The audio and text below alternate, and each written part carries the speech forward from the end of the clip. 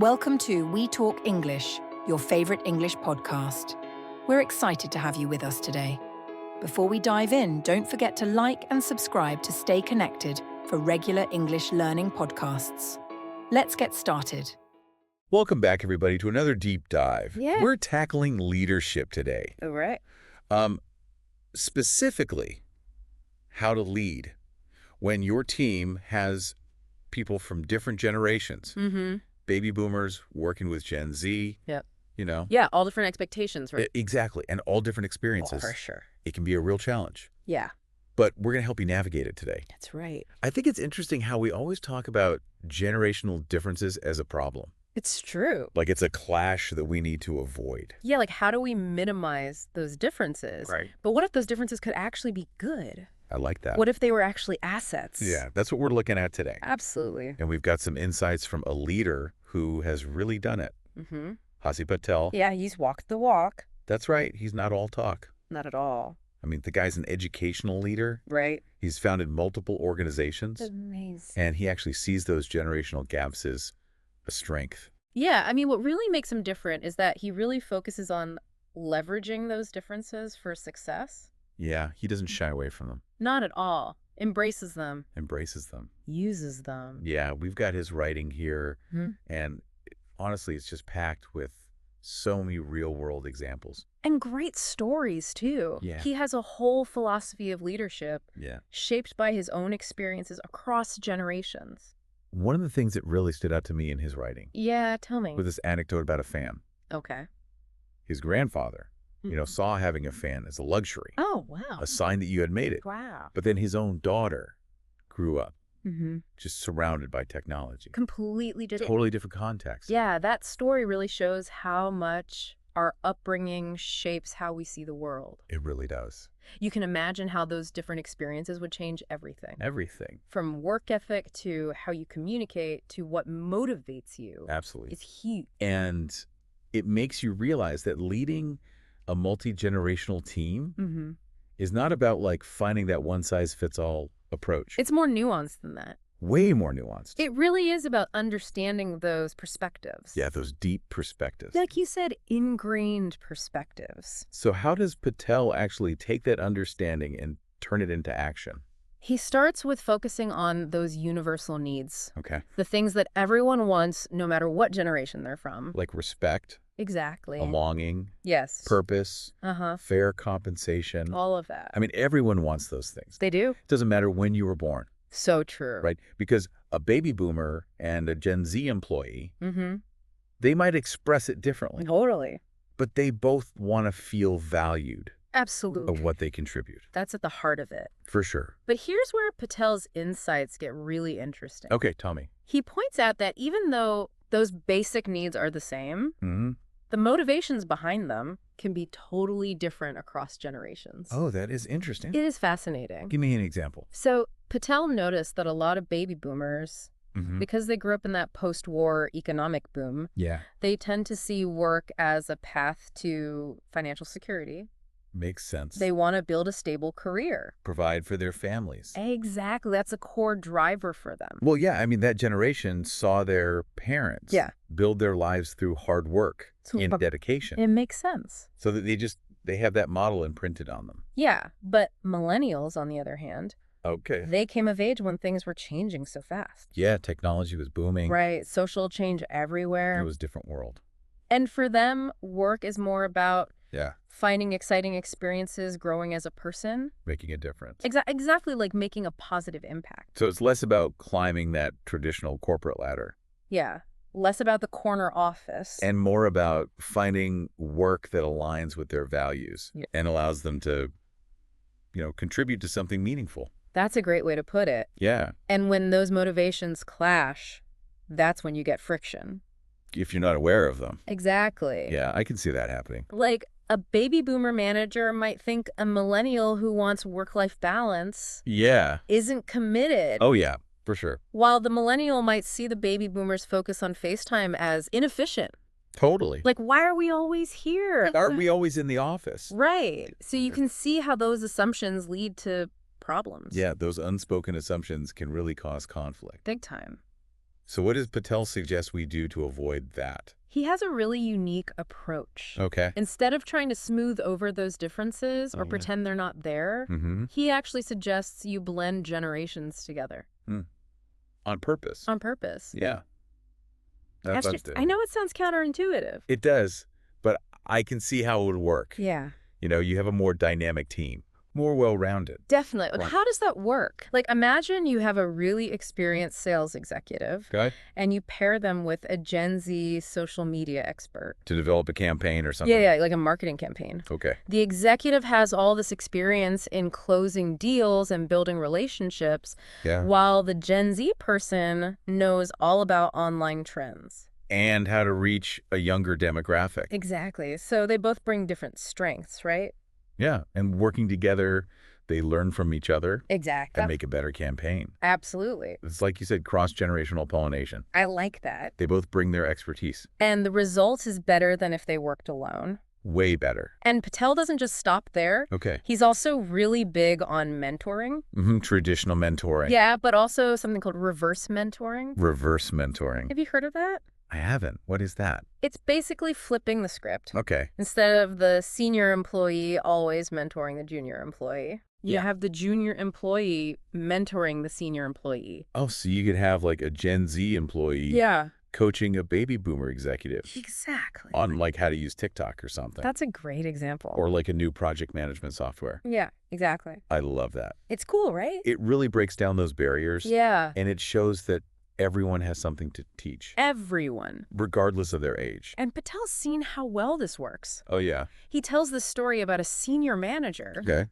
who did not want to use this new cloud-based tool. Yeah. They just saw it as disrupting their workflow. I can see that. But when he got paired with a younger employee, Who knew how to use it? who was good with technology, Uh-huh. the manager not only learned how to use the tool, Yeah. he actually found better ways to do his work. And improve team communication. Exactly. That's amazing. It's a win-win. It is. This younger employee gets to share what they know. Build their leadership skills. And the senior manager learns new stuff. Adapts to the changing world. It just shows that these differences, When you approach them the right way. with openness and intention, Can lead to growth absolutely, and innovation. that's Patel's whole philosophy. Yeah, I was going to say that it really seems to be at the core of his thinking. It is. It really seems like Patel's approach is rooted in empathy. It's true. He's not just managing different generations. He wants to understand them He wants to connect with them. on a human level. Yeah. And it feels like that comes from his own experience. Absolutely. Going through these generational differences himself. That's key. Yeah, I mean, remember that story with his grandfather and the fan? Yeah. That wasn't just a random story. No. It really shows how those experiences shaped how he sees the world. And how he leads. How he leads, yeah. It's almost like he's saying, hey, I've been there. I've lived this, I've seen the challenges. but I've also seen how amazing it can be. How much potential there is. It's not just theory for him. It's practice. He's taking those observations Mm.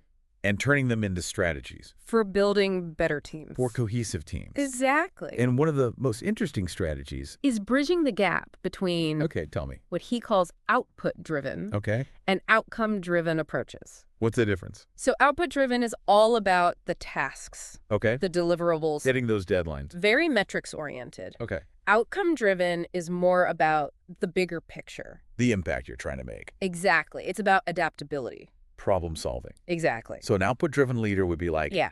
I need these reports by Friday. Yes. And an outcome-driven leader would be like, Right. we need to figure out why sales are down. And come up with a solution. Exactly. And Patel noticed that different generations Yeah. tend to lean one way or the other. Based on their experience. Because exactly like baby boomers, Uh-huh.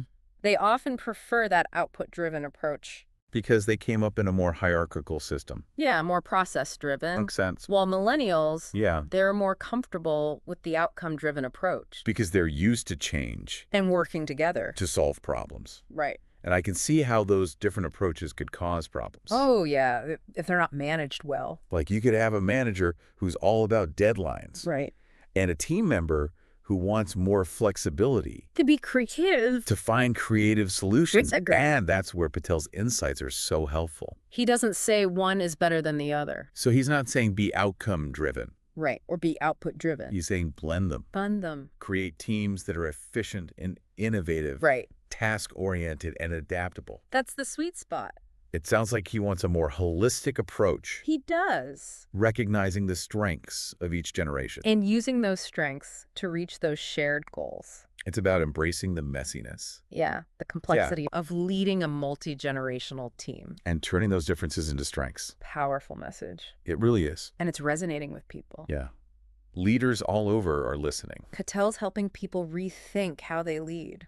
In a world that's more and more generationally diverse, Exactly. it sounds like he's saying look beyond the stereotypes. Yeah, see the person. Recognize the individual. The humanity. Yeah. So we've talked a lot about his philosophy They have. and his insights, Mm-hmm. but how do we actually put this into practice? That's a great question. What can our listeners do? To apply these ideas to their own leadership. Well, that's what we'll talk about in the last part of our deep dive.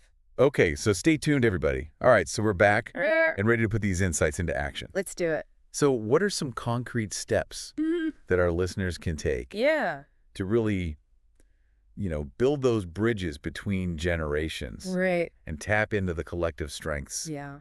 of their teams? Well, I think it starts with awareness. Okay. Look, before you can lead effectively across generations, Yeah. you really need to understand the people on your team, Okay. their perspectives, their motivations. Mm-hmm. What were their experiences growing up? Yeah. What do they value?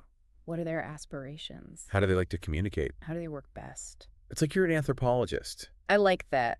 studying a new culture. Yeah, digging into those nuances. Exactly. And remember, Yeah. those generational generalizations, Yeah. they're just starting points. Right. They're not absolute truth. Right. Every person is different. Everyone's an individual shaped by their own experiences. Yeah. So be curious. Ask questions. Have those conversations. The more you know, the better. The better you can lead. Yeah. So it's about seeing each person as an individual.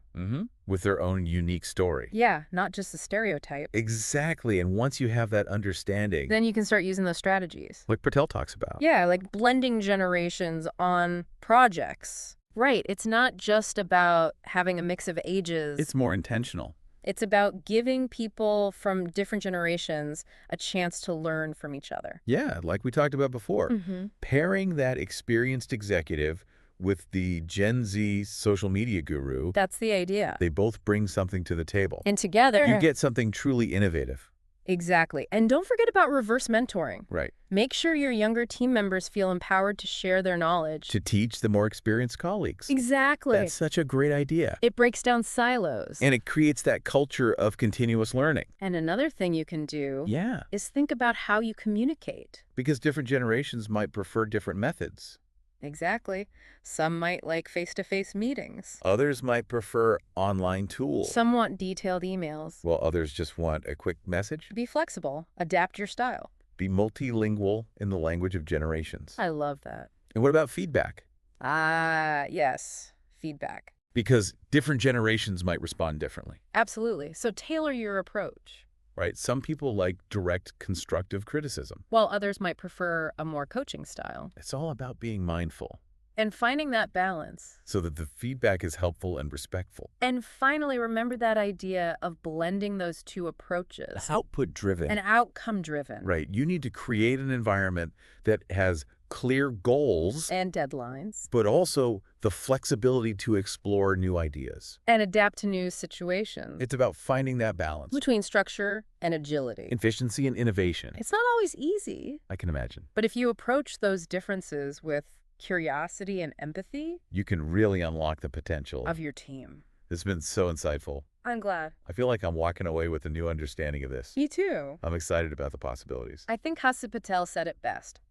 What was that? He said generational differences are not a problem to solve. But an opportunity to seize. Exactly. Embrace those differences, learn from each other, And together. create a better future of work. That's beautiful. It is. Well, that's a wrap for this episode of The Deep Dive. It was a good one. We hope you learned something today Some valuable insights and practical strategies. for leading across generations. And until next time. Keep diving deep. And again, thanks for joining us on We Talk English.